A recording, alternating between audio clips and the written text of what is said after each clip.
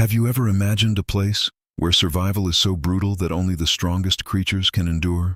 A place where the air itself can freeze your lungs, where the ground is iron hard for 8 months of the year, and where a single mistake means death?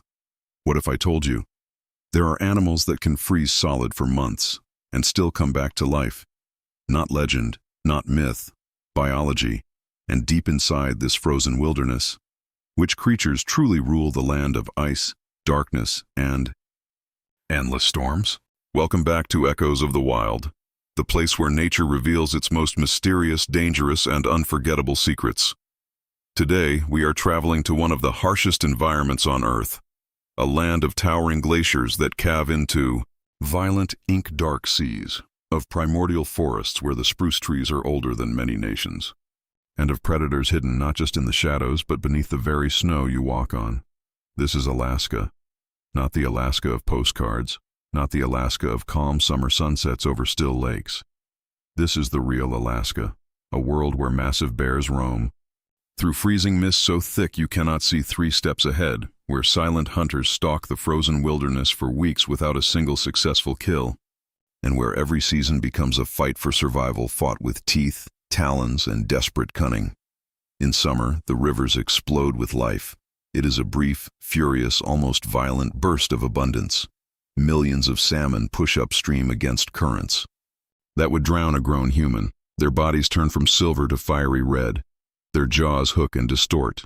They stop eating entirely. They exist for one purpose only, to spawn and die. And waiting for them, every bear, every eagle, every wolf for 1,000 miles knows the exact moment the salmon run begins. It is a timed event more predictable than the sunrise, and it is a massacre. But when winter arrives, the land falls silent. Not the silence of a quiet library, the silence of a held breath, the silence of a stalking predator.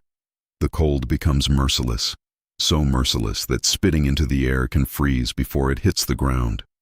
Exposed skin cracks and bleeds in under a minute.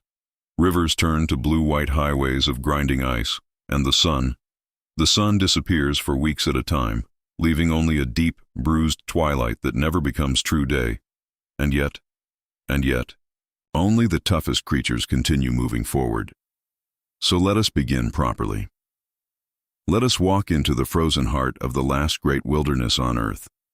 Before we take that first step, you must understand the stage upon which this drama unfolds.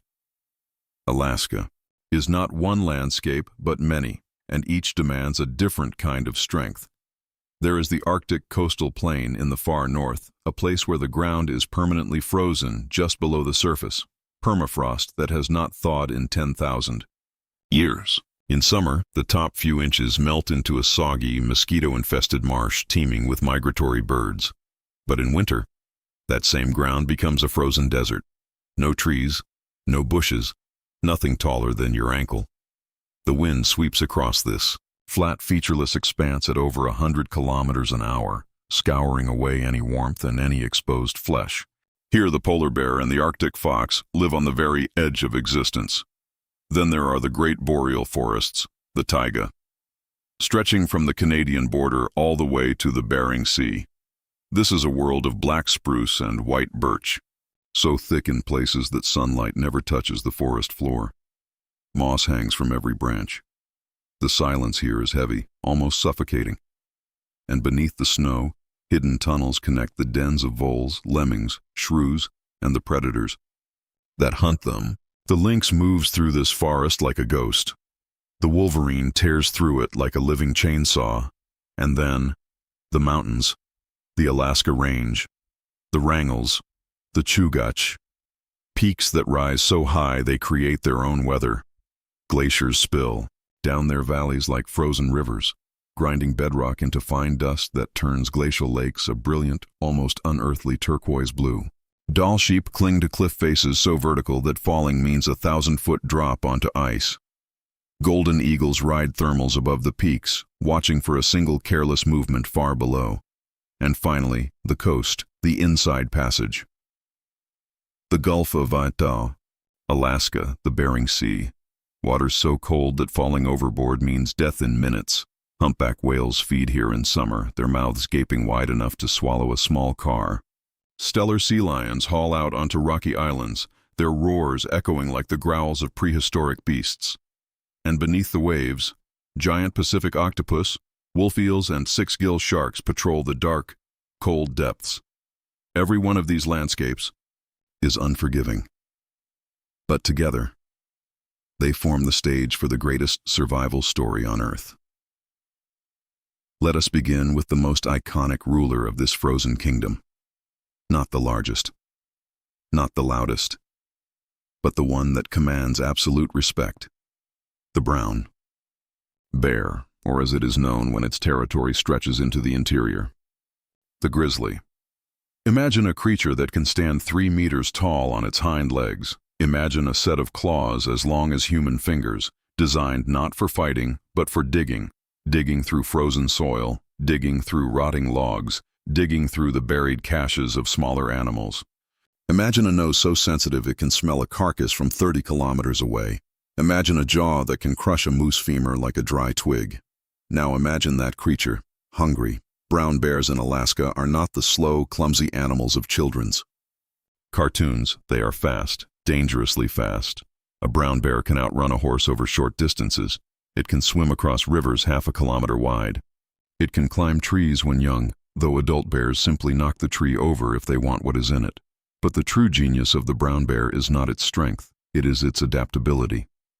Along the coast, especially in places like Katmai National Park and Admiralty Island, brown bears have learned to specialize in salmon. They stand at the top of waterfalls, mouths open, waiting for leaping fish to fly directly into their jaws. They chase salmon through shallow streams with a grace that seems impossible for such heavy animals. They eat only the skin and brains of each fish, the most fat-rich parts, because fat is what will keep them alive through the long winter. A coastal brown bear can consume 80 pounds of salmon in a single day.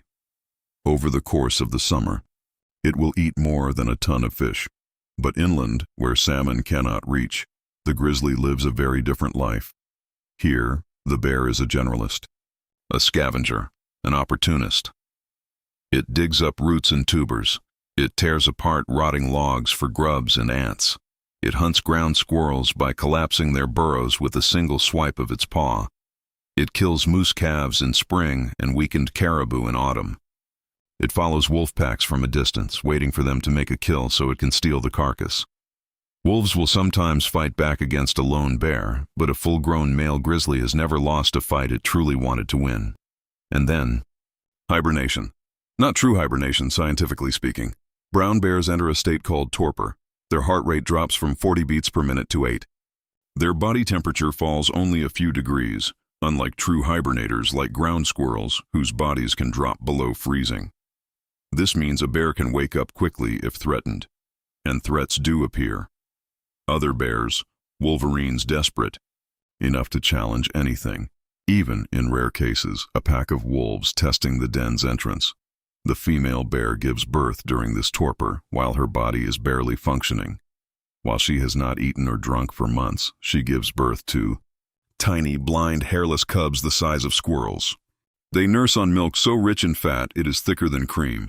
She does not eat their waste. She reabsorbs it through her own body, recycling everything, losing nothing. By the time spring arrives, those cubs have grown to 10 pounds each, and their mother has lost nearly half her body weight. She emerges from the den, bleary, hungry, and fiercely protective.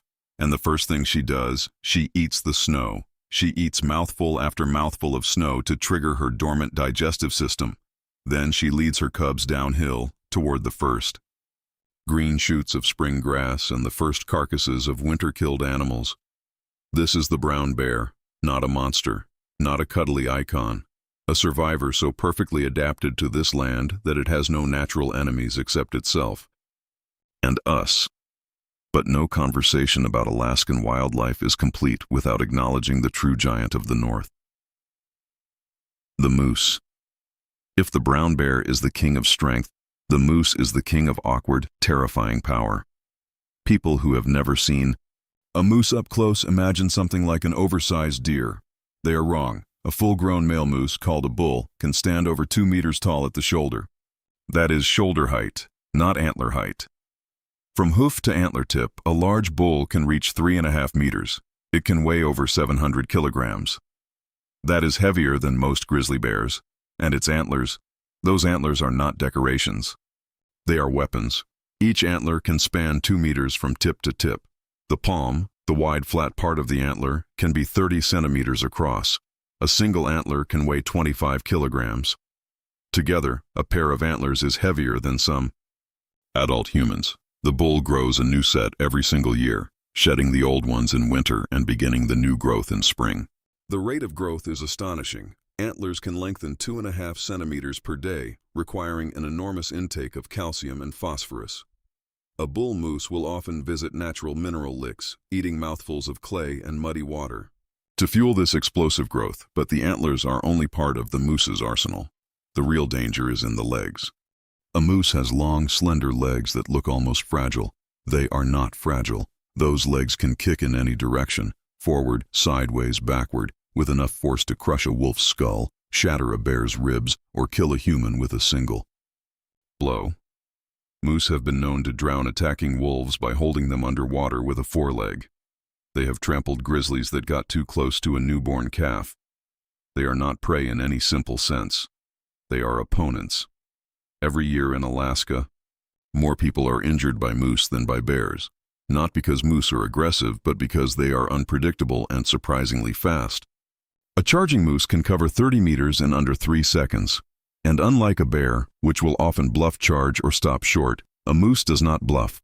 If a moose charges you, it intends to make contact. And yet, for all their power, moose are also surprisingly vulnerable. In winter, deep snow is their enemy. Their long legs become a liability when the snow is soft and deep. They sink, they struggle, they exhaust themselves trying to move. Wolves know this. A pack of wolves will chase a moose into deep snow, then surround it, biting at its legs and hindquarters until the giant falls. A single wolf could never kill a healthy adult moose, but a pack of 8 or 10 working together, over hours or even days, they can bring down the largest creature in the forest. But the moose has its own winter strategy. It becomes a browser rather than a grazer. It eats twigs and bark, birch, willow, aspen. It has a specialized digestive system that allows it to extract nutrients from woody plants that would pass straight through most other herbivores. It can lower its metabolic rate on cold nights, conserving energy, and it has a coat so thick and insulated that snow landing on a moose's back does not melt. It sits there, proof of how little body heat escapes. In spring, when the snow begins to melt, the moose turns to a different food source. It wades into ponds and shallow lakes, dunking its entire head underwater to eat aquatic plants, pondweed, water lilies, horsetails. These plants are rich in sodium, which the moose desperately needs after a long winter of eating only low-sodium bark. You can spot a spring moose by the dripping vegetation hanging from its antlers and the muddy rings around its eyes. The moose is not elegant. It is not graceful. It is a living machine of bone, muscle, and instinct, built for one purpose, to survive the North. And it does. Year after year, in blizzards that would kill a human in hours, in cold that cracks steel, the moose stands. It is the silent giant of the Alaskan forest, and it fears almost nothing. But there is another predator in Alaska, one that does not sleep through the winter, one that hunts every single day of the year, in darkness and light, in storm and calm. The wolf. To understand the Alaskan wolf, you must first forget everything you think you know from fairy tales and documentaries. The wolf is not a rogue, not a loner, not a mindless killer. The wolf is a social strategist so sophisticated that its pack dynamics have been studied for decades and still surprise researchers. A typical Alaskan wolf pack consists of 6 to 12 animals. The breeding pair, the alpha, male and alpha female, lead the pack. But leadership is not about aggression or domination. It is about experience and decision-making. The alpha pair chooses where to hunt, when to rest, how to navigate the vast territory that can stretch for over 1,000 square kilometers. They eat first after a kill, not because they force others away, but because the pack has learned that a healthy, well-fed alpha pair means the pack survives. The other pack members are usually offspring from previous years. Some stay with the pack for their entire lives. Some leave to form new packs. Some become lone wolves, a dangerous existence in Alaska, where a single wolf cannot bring down a moose and must survive on hares, voles, and carcasses. Hunting is where the wolf's true intelligence emerges. A pack. Hunting caribou or moose does not simply chase. They test, they probe, they look for weakness. An old animal with bad teeth, a young calf separated from its mother, an adult limping from an old injury. The wolves will follow a herd for days, watching from a distance, waiting for the moment when the weak animal falls behind. Then they move. The chase is not a sprint, it is a marathon. Wolves can trot for hours at 10 kilometers per hour, barely raising their heart rates. Their prey, exhausted from fleeing, slows. The wolves take turns running at the front, sharing the workload. When the prey finally stops, too tired to run further, the wolves close in. They bite at the nose and mouth to suffocate. They bite at the hamstrings to cripple. They work together with a coordination that seems almost telepathic. A successful hunt ends in minutes. The wolves eat. They eat the organs first, the liver, the heart, the stomach lining, because those are richest in nutrients. They eat the meat from the bones. They crack the bones open to eat the marrow. By the time they are done, almost nothing is left. Even the hide is often consumed or torn apart. But wolves are not just hunters, they are also scavengers, and their role as scavengers is critically important to the entire Alaskan ecosystem. When wolves finish feeding on a kill, they leave behind scraps, bone fragments, hide scraps, small pieces of meat. These scraps feed foxes, ravens, eagles, magpies, and even beetles and flies that will lay eggs in the remaining tissue. A single wolf kill can support dozens of other species for days or weeks. And when winter becomes truly brutal, when temperatures drop to -50 degrees Celsius and the snow is too deep for even wolves to move easily, they do something remarkable. They den, not hibernation, but a kind of suspended waiting.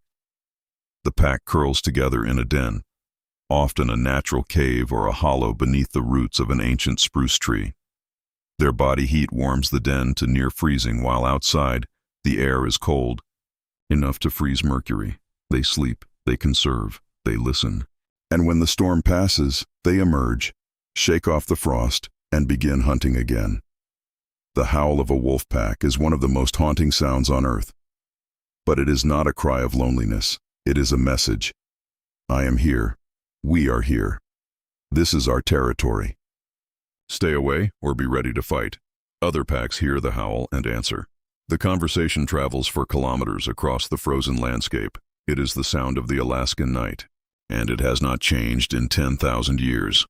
Now let us move to a creature that almost no one sees. A creature so elusive, so perfectly camouflaged, that even experienced wildlife trackers can spend years in the Alaskan bush and never glimpse. 1. The lynx. Imagine a cat the size of a large dog, with legs too long for its body and paws as wide as dinner plates.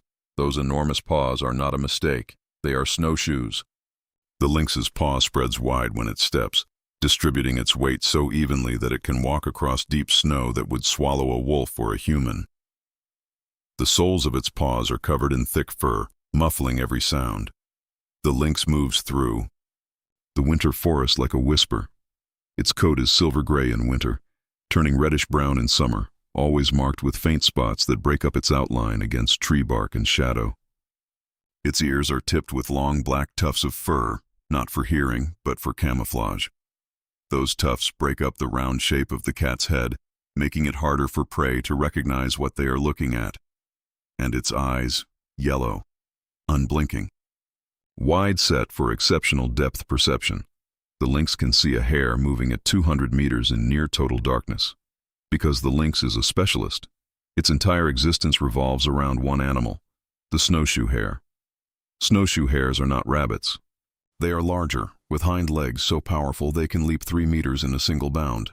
Their fur turns pure white in winter and brown in summer, a seasonal camouflage so precise that it is triggered by day length, not temperature. In years of abundance, hare populations explode. In years of scarcity, they crash, and the lynx population rises and falls with them. When hares are plentiful, Lynx are almost lazy. They hunt at night, making a kill every 2 or 3 days. They stash uneaten carcasses in the snow, returning to them later.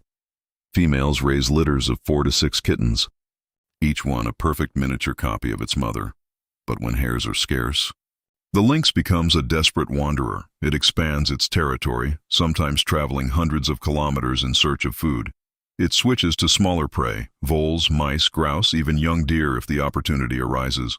But none of these are as easy to catch as a hare, and many lynx starve in the low phase of the hare cycle. You will almost never see a lynx in the wild. You might see its tracks, perfectly round impressions in the snow, with no claw marks visible because lynx can retract their claws like all cats. You might find a kill site, a patch of blood-stained snow, a few tufts of white fur, and nothing else. But the lynx itself will have vanished into the trees, watching you with those yellow eyes, waiting for you to leave. It is the ghost of the boreal forest, and it has survived here longer than humans have known this land existed. If the lynx is the ghost, the wolverine is the demon. No animal in Alaska has a reputation more fearsome than the wolverine, and almost every word of that reputation is true. A wolverine looks like a small bear crossed with a weasel. It is low to the ground, with a broad head, small ears, and a thick dark brown coat marked by 2 pale stripes running from its shoulders to its tail. It weighs no more than 20 kilograms, less than a medium-sized dog, but that is where the comparison to anything else ends. The wolverine has been recorded killing and driving away grizzly bears from carcasses, not because it could win a straight fight, but because it refuses to back down. A bear that could kill a wolverine with a single swipe will often walk away, rather than deal with the wolverine's relentless, shrieking aggression. The wolverine bites, slashes, and screams. It attacks the face, the eyes, the most vulnerable places. It does not understand retreat. Its jaws are so powerful they can crush frozen bone. Its teeth are so sharp they can shear through frozen hide like paper. And its sense of smell is so acute that it can detect a carcass buried under 2 meters of snow from a kilometer away. The wolverine is a scavenger first and a hunter second. It follows wolves and bears, waiting for them to make kills so it can steal pieces. It digs into frozen caches left by other predators. It eats everything: muscle, fat, bone, fur, even the teeth of its prey. Nothing goes to waste because in the wolverine's world, wasting food means starving. But wolverines also hunt. They are strong enough to kill caribou and Dall sheep, especially young, old, or snowbound individuals. They are fast enough to catch hares and ground squirrels. And they are persistent enough to dig hibernating animals out of their dens, including, in rare cases, bears. A wolverine digging into a bear den is almost unheard of, but it has been documented. The bear wakes up, confused and angry. The wolverine is already gone, carrying a piece of the bear's own winter fat with it. Female wolverines give birth in deep snow dens, often in February, the coldest, darkest month of the Alaskan winter. The kits are born tiny, blind, and nearly helpless. But they grow fast, nursing on milk so rich it is nearly solid. By April, they are following their mother across the melting snow, learning to scavenge, learning to fight, learning to survive. The wolverine has no natural predators except humans. Wolves will kill wolverines if they catch them, but wolves rarely bother. The risk of injury is too high.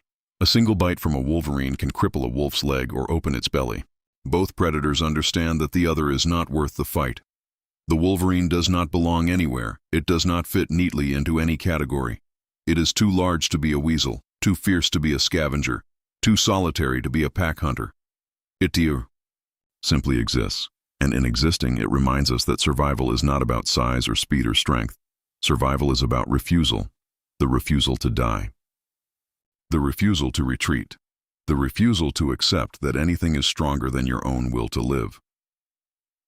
From the shadows of the forest, let us now turn our eyes to the sky, because Alaska is not ruled only by creatures of fur and fang.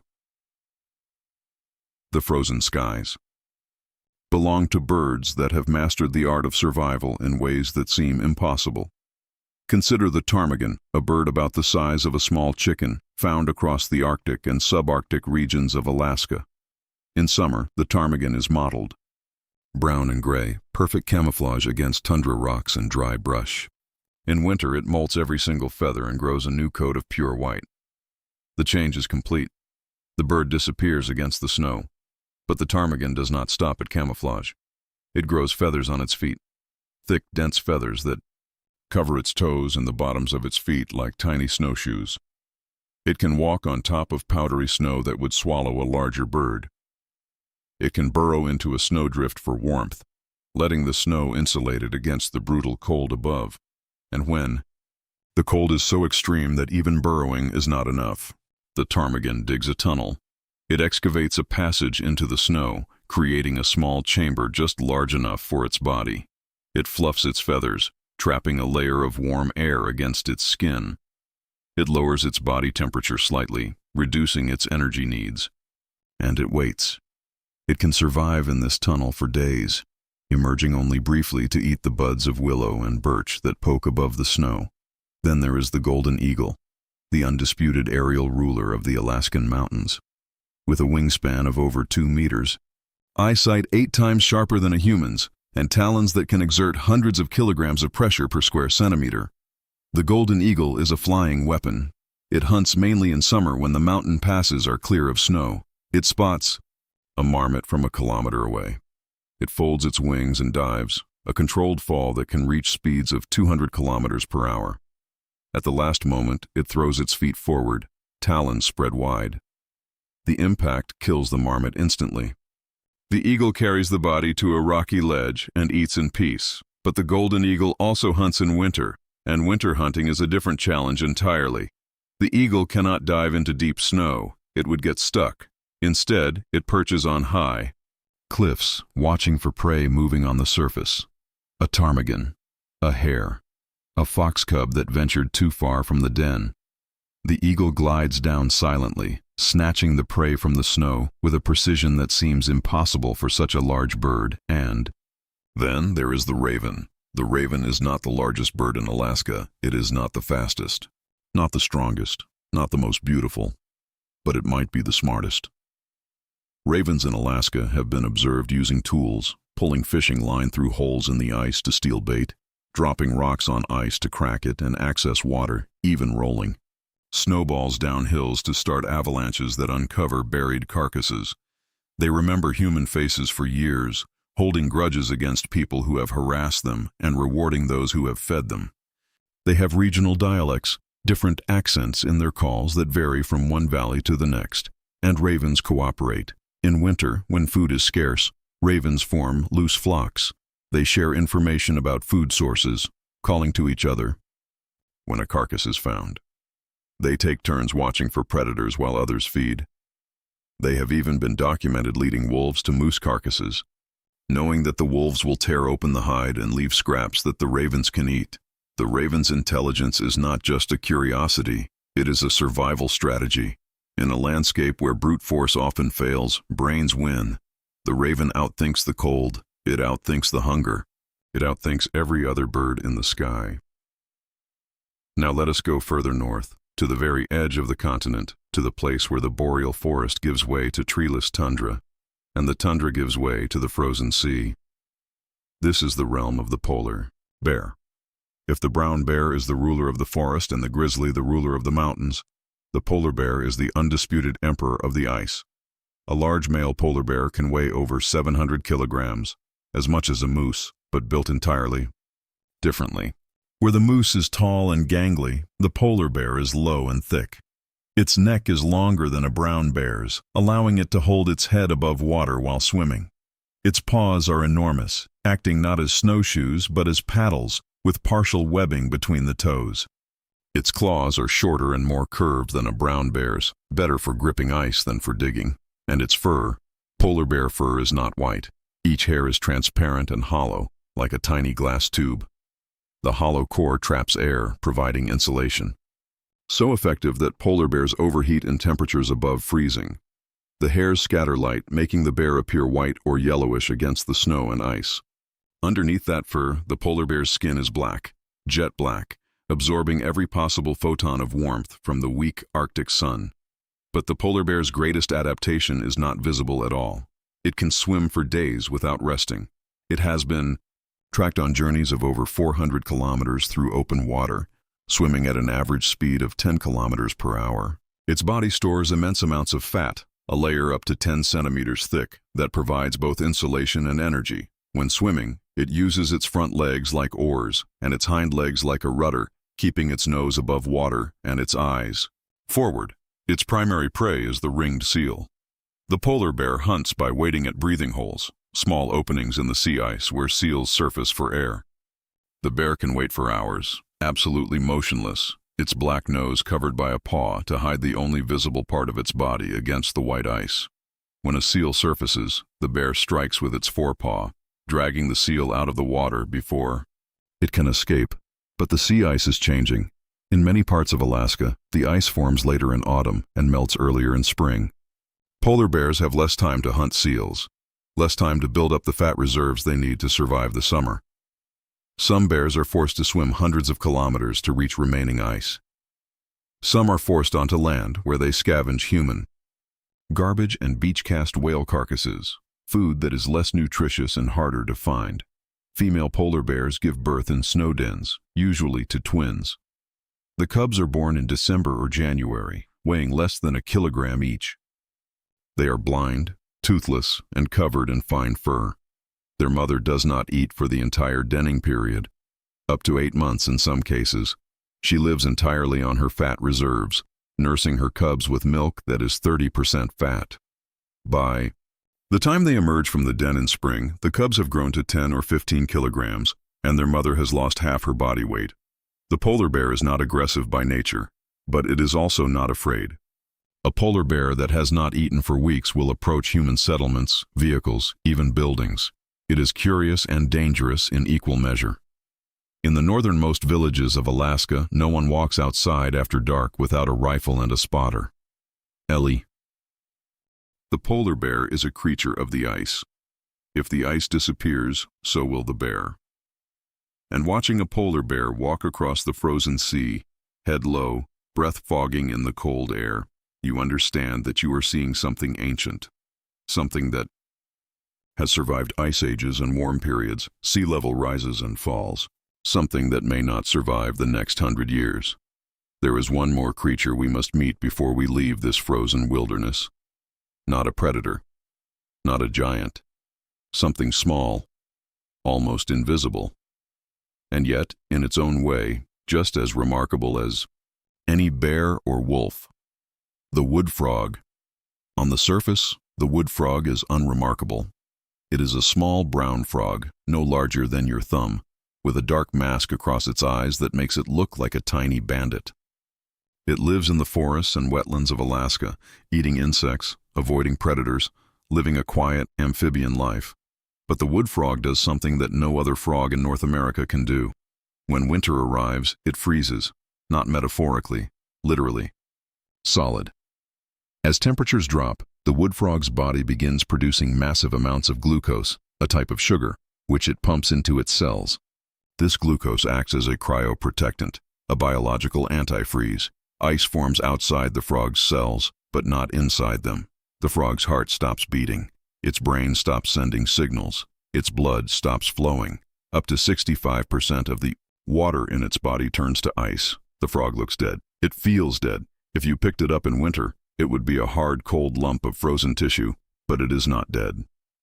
When spring arrives and the temperature rises above freezing, the frog thaws. Its heart begins beating again. Its blood flows again. Its brain resumes normal function.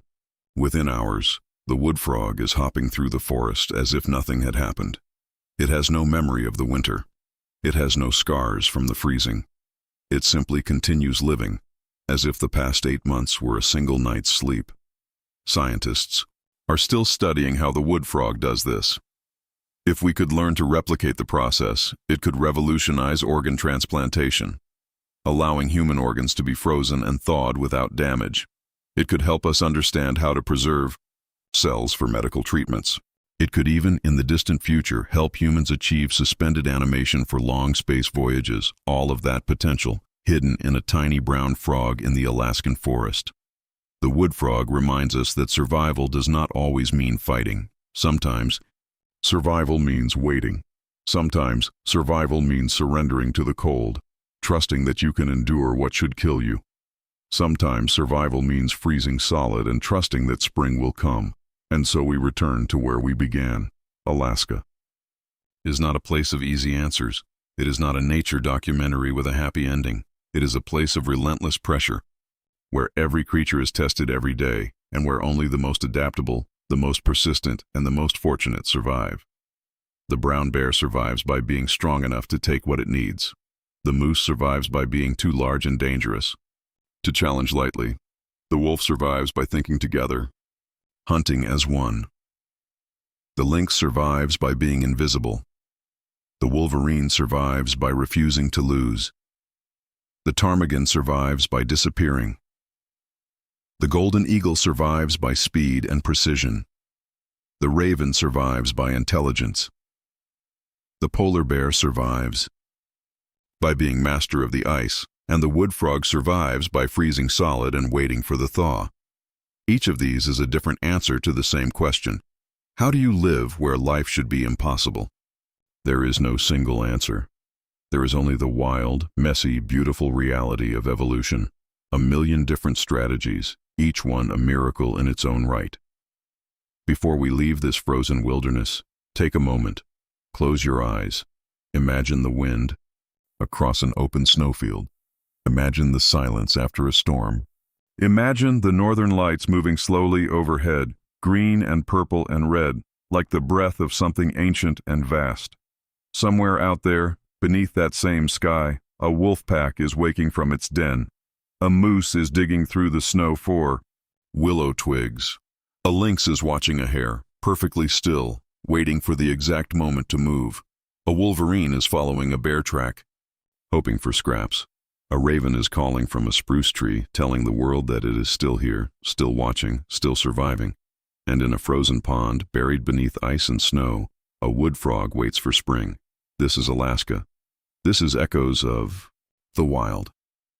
If you want to walk deeper into this world with us, if you want to hear more stories of survival, more mysteries of the natural world, more journeys into the wild places that still exist on our planet, then make sure you have subscribed.